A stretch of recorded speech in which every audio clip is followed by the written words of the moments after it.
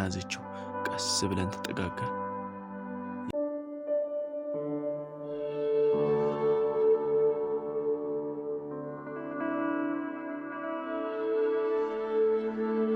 ሰላም፣ ስሜ ሄኖክ ይባላል። ተወልጄ ያደግኩት በአዲስ አበባ በጉለሌ ክፍለ ከተማ ነው። ከቤተሰብ ወጥቼ ከተከራየው ወር ሊሞላኝ 5 ቀን ብቻ ነው የቀረኝ እና በዚህ ሁሉ ጊዜዎት ጠዋት ስወጣም ማታ ስገባ ማዮችን አሮጊት በረንዳ ላይ ተቀምጣ ብቻ ነው። የሥራ ሰዓት እንዳለፈበት ሰው ልብሴን ቶሎ ለብሼ ፊቴን ልታጠብ ወደ ውጭ ወጣሁ።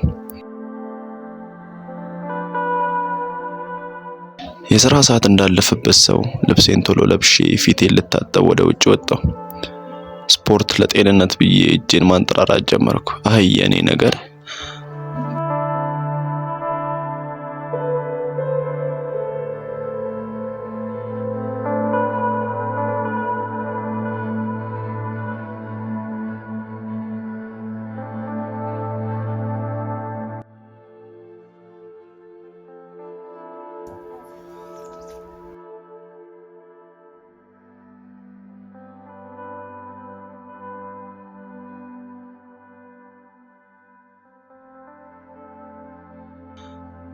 ፊቴን እየታጠብኩ የአከራዬ ቤት ተከፈተ።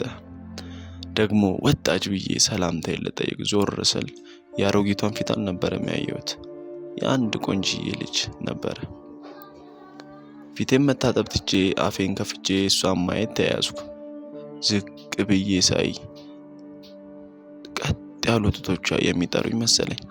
ቀያይ ከንፈሮቿ ግመጡኝ ግመጡኝ ይላል። እሷም ከኔ አይኗን መንቀል ከበዳት። ምን እንደምታይ አላውቅም።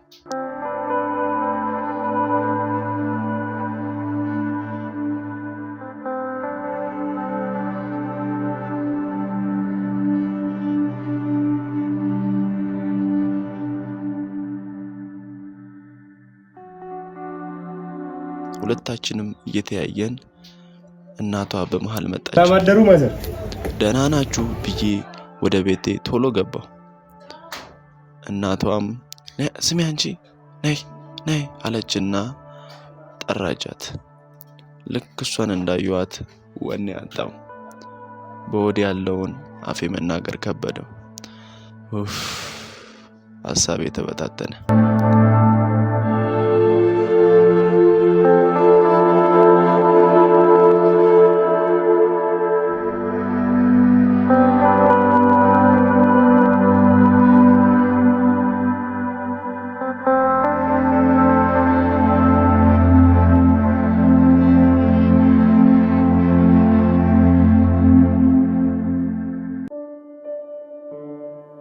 በሌላኛው ቀን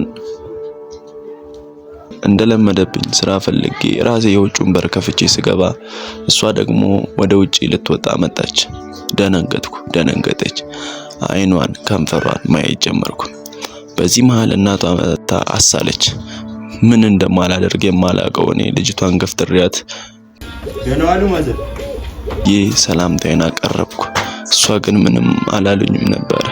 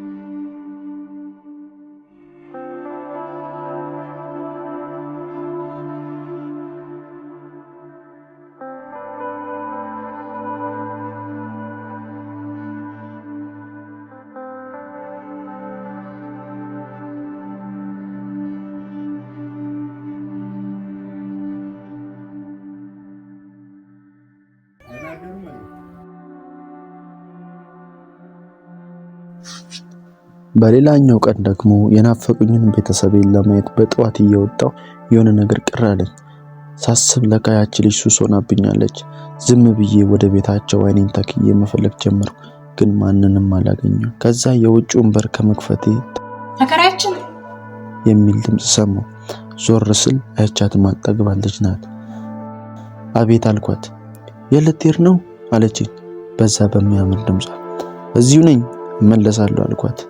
በእናት ቶሎ ተመልሰና እፈልግሃለሁ፣ አትፍራ ደግሞ እናቴ የለችም አለችኝ። እሺ ቶሎ እመለሳለሁ ብዬ ወጣሁ። የረሳሁት ነገር ስለነበረ ተመልሼ ወደ ቤት ገባሁ።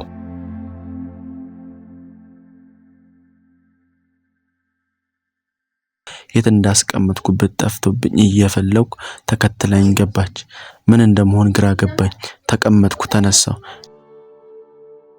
ነቁጭ በይ አልኳት። እሷም እሺ ብላ ተቀመጠች። አይኔን ካየች በኋላ ለምን ተመለስክ አለችኝ። አይ እቃ ረስቼ ነው አልኳት። ከዛ አንድ ጥያቄ ልጠይቀ አለችኝ። አዎ ጠይቂኝ አልኳት። ማለት ለምንድነው ብቻ የምትኖረው? ለምን ሚስት አታገባ ማለችኝ። በሆዴ አንቺ አታውቂም እንጂ ከቤተሰብ ጋር ነው እንጂ ማልኖረው ቤተሰብ ነው የቤት ኪራይ እየከፈለ የሚያኖረኝ አልኳት። ለሚስት የምትሆን ሴት የለችም እንጂ አገባለሁ ከማለቴ አጠገቤ መታ ተቀመጠች። ምንም ነገር አታወራም፣ ዝም ብላ ነው የምታየኝ። እኔ ግን ማየት ከበደኝ። እጇን ትከሻዬ ላይ አድርጋ አትፍራ እንጂ አለችኝ። ኧረ አልፈራሁም። አየሁ ቀን ጀምሮ ወድጄሃለሁ አለችኝ። እኔም ወድጄሻለሁ አልኳት በመፍራትና በመንቀጥቀጥ። እውነትህን ነው ትወደኛለህ አለችኝ። አዎ ወድሻለሁ አልኳት። አሁን በአፋችን ማውራት ትተን በአይን መተያየት ጀመርን። ከዛ ቀስ ብላ እጇን ወደ እኔ ሰደደች። እጄን ያዘችው። ቀስ ብለን ተጠጋጋን። ይቀጥላል።